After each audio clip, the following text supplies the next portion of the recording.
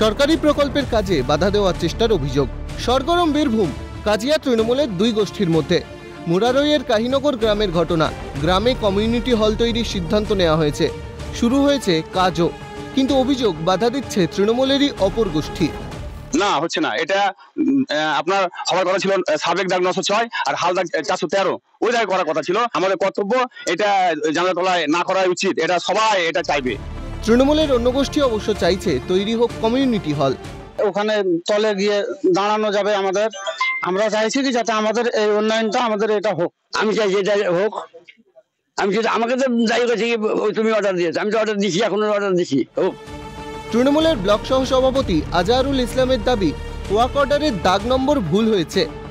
এটা আপনার আমরা দুটো দাগ দিয়েছিলাম, দুটো দাগ দেওয়ার পরিপ্রেক্ষিতে ওরা যে ওয়ার্ক অর্ডারটা ইস্যু করেছে ওই দাগ নাম্বারটা মিস্টেক করেছে ওরা।